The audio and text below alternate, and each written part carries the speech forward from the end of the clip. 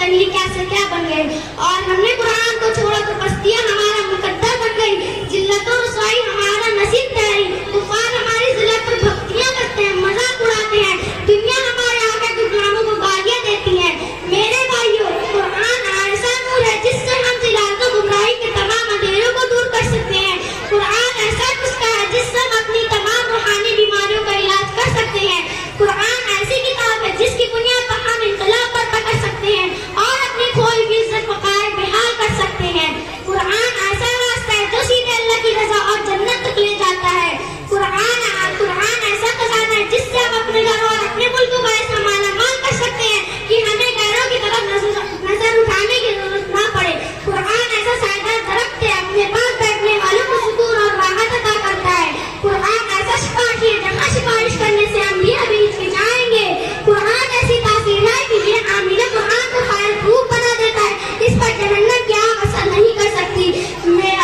मेरे बुजुर्गों और दोस्तों, कुरान के अंदर अल्लाह ने वो ताकत रखी है कि जो शख्स उसको गले से लगा लेता है उसके अंदर निखार पैदा हो जाता है। चुनांचे ये दावा करना गलत ना होगा कि अंबिया के बाद मेरे आका के गुलामों जैसा इंसान दुनिया में कोई नहीं। दुनिया के बड़े बड़े स्कॉलरों, सिपहसालारों, इबादतगुजारों, वफाशियार, मुफक्किरों, सियासतदानों और लीडरों को लाइए, एक सफ में खड़ा कर दीजिए। दूसरे सफ में मेरे आका के अबू बकर को खड़ा कर दीजिए, उमर फारूक को खड़ा कर दीजिए, उस्मान गनी को खड़ा कर दीजिए, अली मुर्तजा को खड़ा कर दीजिए, अब्दुर्रहमान बिन औफ को खड़ा कर दीजिए, सआद बिन अबी वक्कास को खड़ा कर दीजिए, अम्र बिन आस को खड़ा कर दीजिए, मुआज बिन जबल को खड़ा कर दीजिए। फिर उनके कमालात भी देखिए और इनके कमालात भी देखिए, उनके कारनामों को भी देखिए और इनके कारनामों को भी देखिए, उनके कैरेक्टर भी देखिए और इनके कैरेक्टर भी देखिए, उनकी कुर्बानियां भी देखिए और इनकी कुर्बानियां भी देखिए।